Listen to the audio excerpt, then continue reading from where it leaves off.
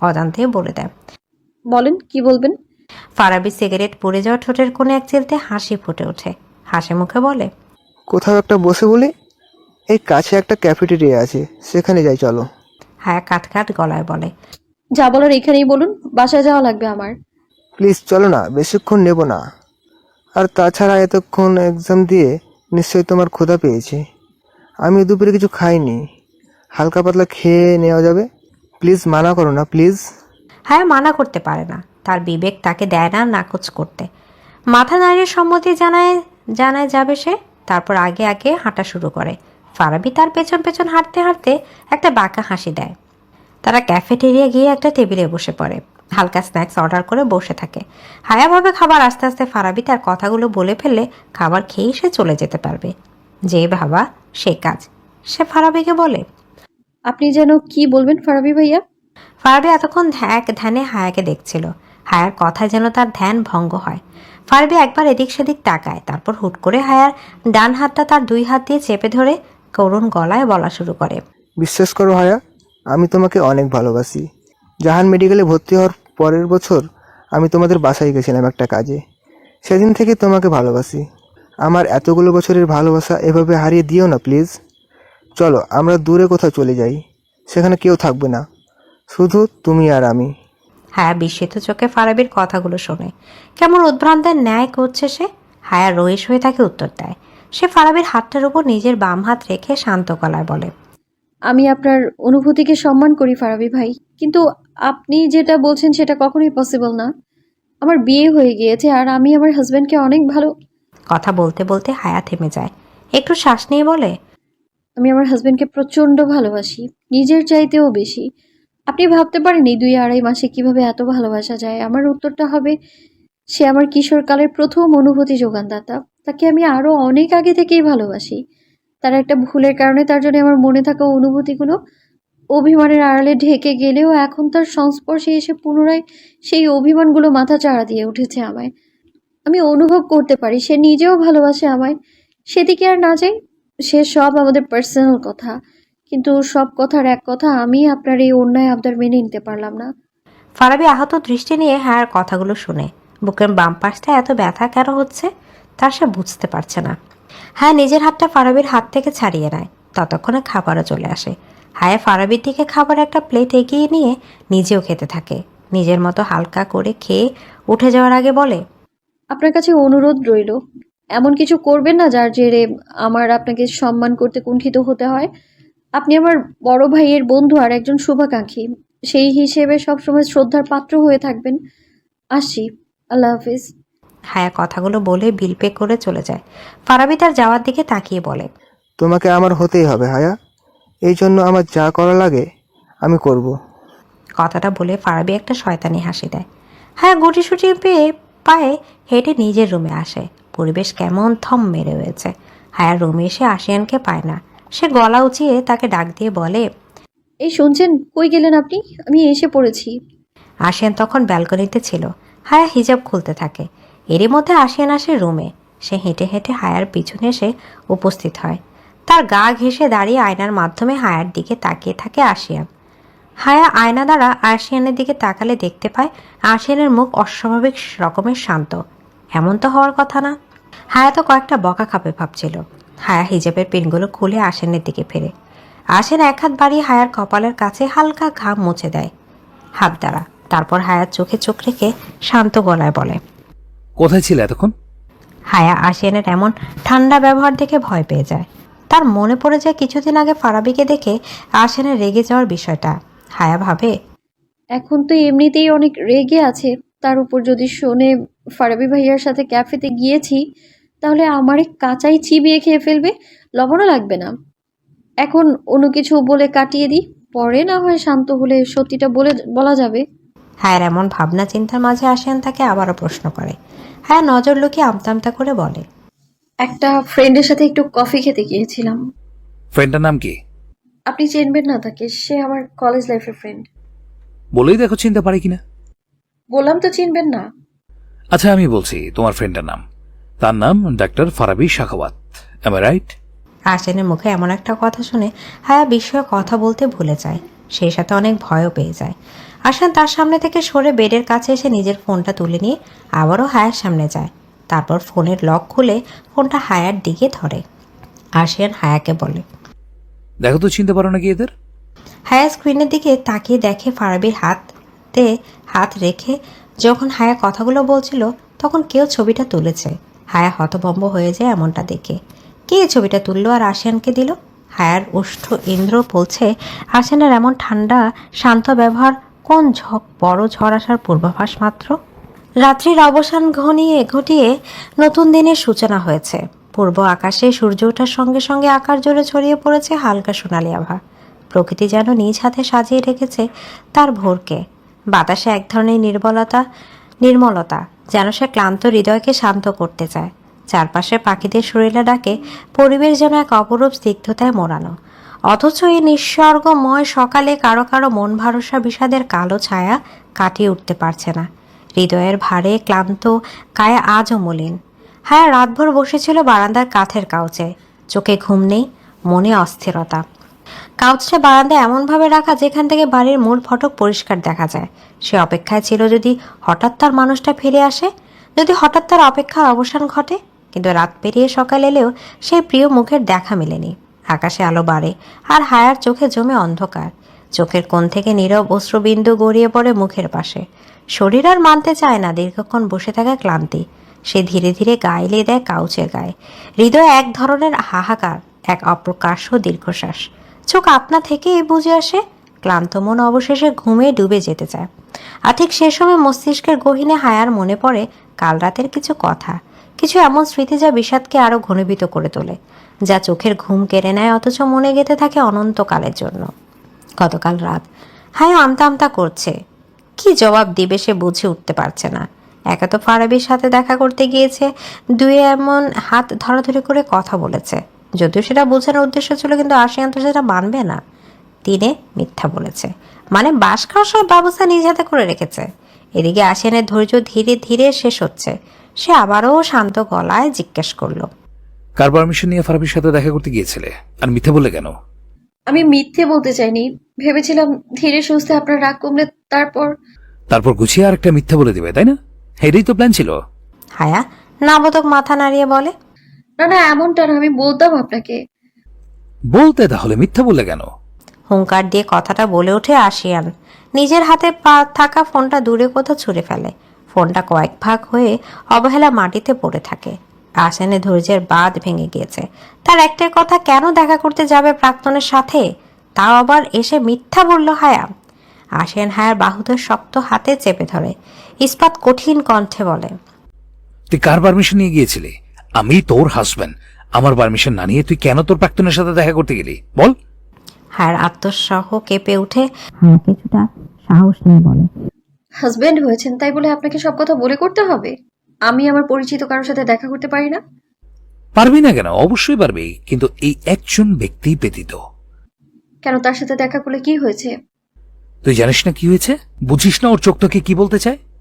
তার আমার জন্য ফিলিংস থাকলেও আমার তো আর তার জন্য ফিলিংস নেই, তাহলে দেখা করতে সমস্যা কোথায়? ওর জন্য নেই তো কার জন্য আছে?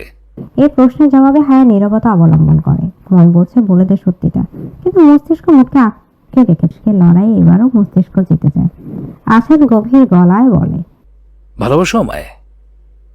আমি একটা কথা জিজ্ঞেস করেছি তোমায়, ভালোবাসো কিনা আমায়? হ্যাঁ অথবা নাতে জবাব দেবে। দেখুন আপনি কিসের মধ্যে কি আনছেন। আমার ভুল হয়েছে না বলে যাওয়াটা, এই জন্য সরি। আমি আমার প্রশ্নের জবাব দাও। Do you love me? Just answer with yes or no. Answer me damn it. পূর্বের ন্যায় হুঙ্কার দিয়ে বলল কথাটা আশিয়ান। হায়া ফট করে বলে দেয়, না বাসি না, না আপনাকে আর নাই বা ফারাবি ভাইয়াকে, কাউকেই ভালোবাসি না। আপনারা দুজনই আমায় নির্মম ভাবে কাঁদিয়েছেন। চিৎকার করে কথাগুলো বলে হায়া। কথা শেষ করে সে কয়েক পা পিছিয়ে যায়। আশিয়ানও তার থেকে দূরে সরে আসে। আশিয়ান ঘরের মাঝে এলোমেলো পায়ে কিছুক্ষণ পায়চারি করে। তারপর হুট করে একটা ফ্লাওয়ার বাস উঠে ছুরি মারে ড্রেসিং টেবিলের আয়নার দিকে। বিকট শব্দ হয়ে যায় আয়নাটা। আশিয়ান নিজের রাগ কিছুতেই কন্ট্রোল করতে পারছে না। সে কিছুতেই মানতে পারছে না হায়া তাকে ভালোবাসে না। বেশ কিছুক্ষণ নিস্তব্ধতার মাঝে কেটে যায়। আশিয়ানের প্রথম কথা বলা শুরু করে। সে বলে, বেশ ভালো, আমায় ভালোবাসে না তার মানে আমার থাকা না থাকে তোমার কিচ্ছু যায় আসে না, তাই না? হ্যাঁ, অবাক হয়ে তার দিকে তাকায়। কি বলবে সে? মনে এক কথা রেখে মুখে আরেকটা বলে দিয়ে এখন সে চরমভাবে পস্তাচ্ছে। আমি যদি ভালো না বাসো তাহলে কিসের জোরে আমি তোমার উপর অধিকার ফলাবো? শুধুমাত্র কবুলের জোরে অধিকার ফলানো আমার নীতির বিরুদ্ধ কাজ। এটা আমি মরে গেলেও করতে পারবো না। তাই আজ থেকে তুমি তোমার মতো থাকবে আর আমি আমার মতো।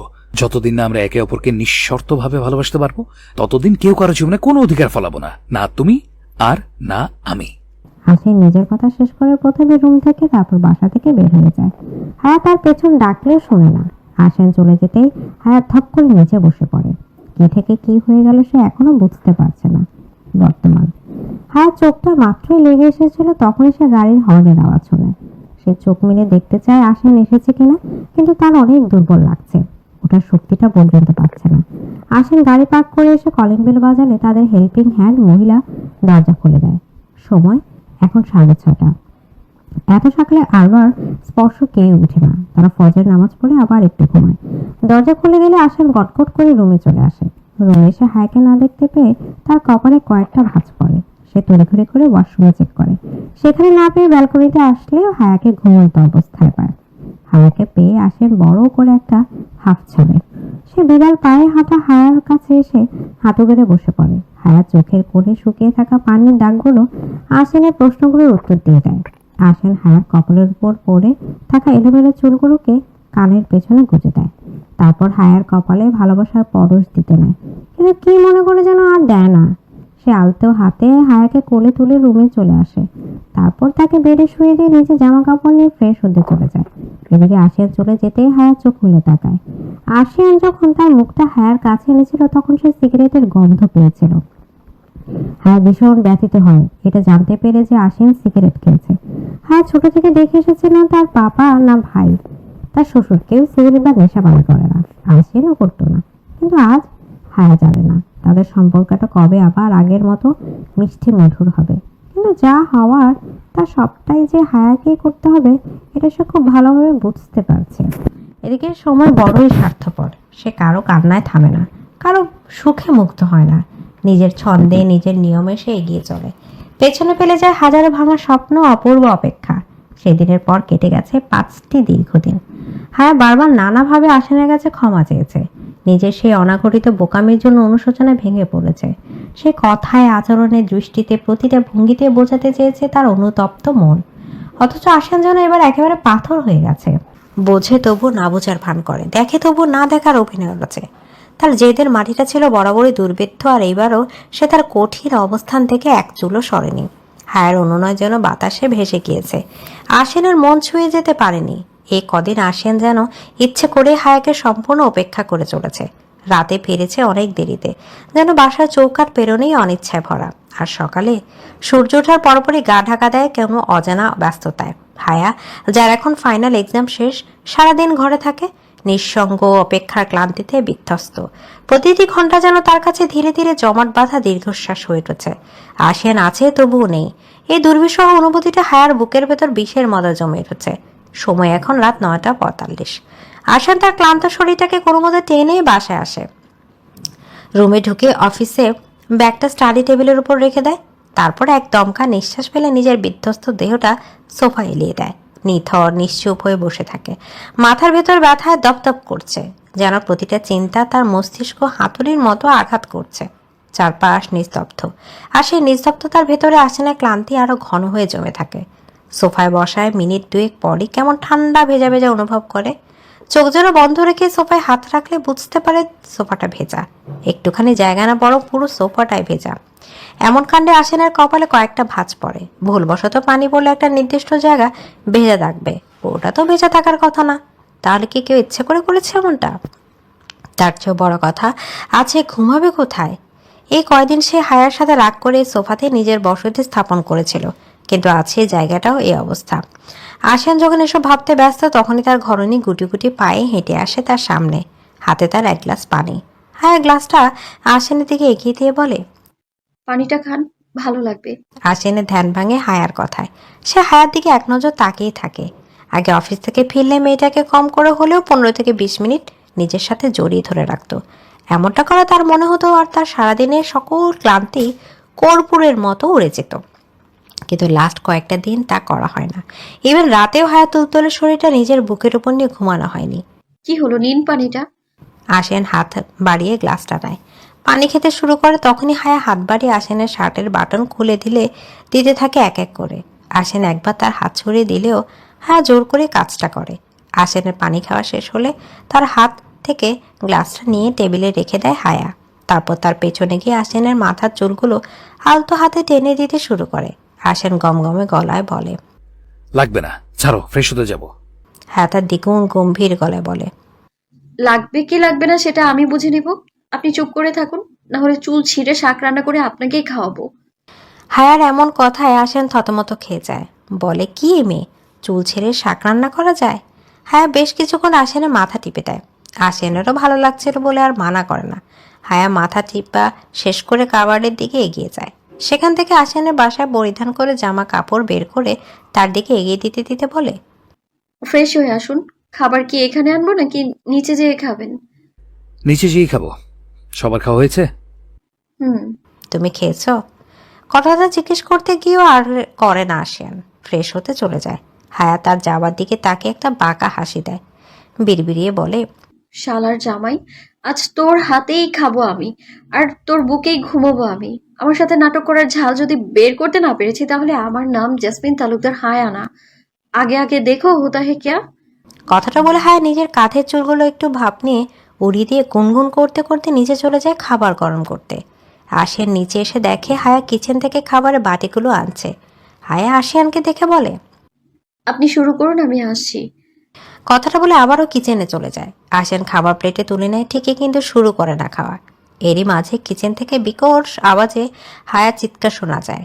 আসিয়ান দৌড়ে কিচেনে গিয়ে দেখে কিছু কাচের থালা বসে নিচে পড়ে আছে, আর হায়া নিজের রক্তাক্ত হাত ধরে বসে আছে।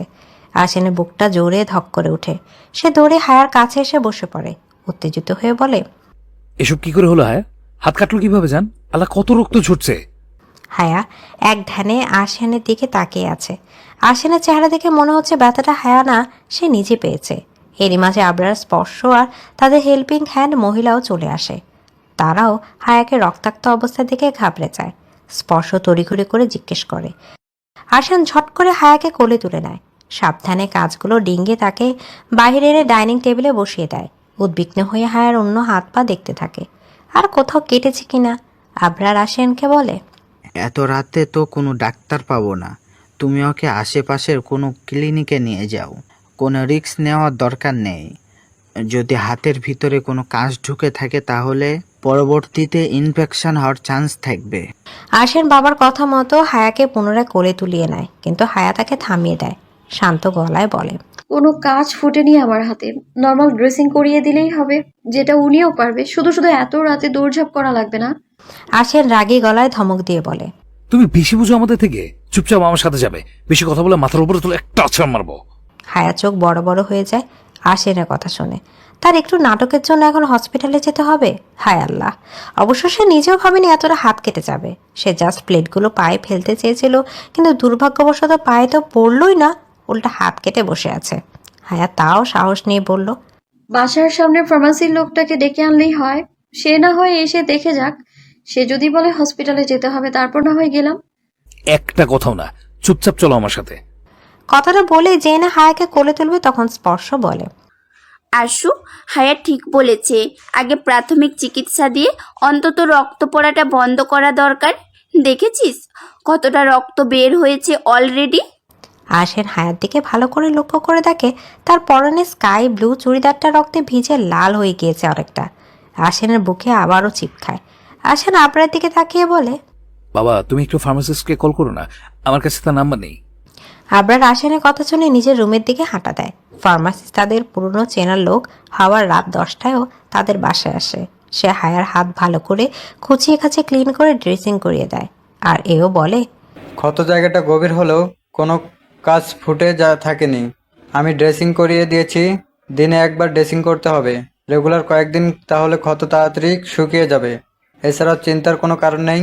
আসেন অস্থির হয়ে জিজ্ঞেস করে, আপনি শিওর তো? ভালো করে চেক করেছেন তো? দেখুন, আমরা ওকে নিয়ে কোনো রিস্ক নিতে চাই না। আবরারের সমবয়সী লোকটা আসিয়ানের এমন অস্থিরতা দেখে মনে মনে হেসে ওঠে। আবরার আসিয়ানকে বলে, উনি ভালো করে চেক করেই তো দেখলো আমাদের সামনে। প্রয়োজন হলে নিশ্চয় বলতো। তুমি একটু চুপ করো তো। আর ফারুক ভাই, রাতে হয়তো বা ব্যথা হতে পারে, এই জন্য কোনো ওষুধ দিবেন? হ্যাঁ, একটা নর্মাল পেইন কিলার আর প্যারাসিটামল খাইয়ে দিলে জ্বর আসার সম্ভাবনা কম থাকবে। আচ্ছা। লোকটি প্রয়োজনীয় নির্দেশনা দিয়ে চলে যায়। স্পর্শ আশিয়ানকে বলে, হ্যালো বন্ধুরা, পরবর্তী পার্ট খুব তাড়াতাড়ি আসবে, তো সবাই অপেক্ষায় থাকো। আর চ্যানেলটি যারা এখনো সাবস্ক্রাইব করনি তারা পরবর্তী পার্ট দেখার জন্য চ্যানেলটি সাবস্ক্রাইব করে রেখো। ধন্যবাদ সবাইকে, আমাদের সাথেই থেকো।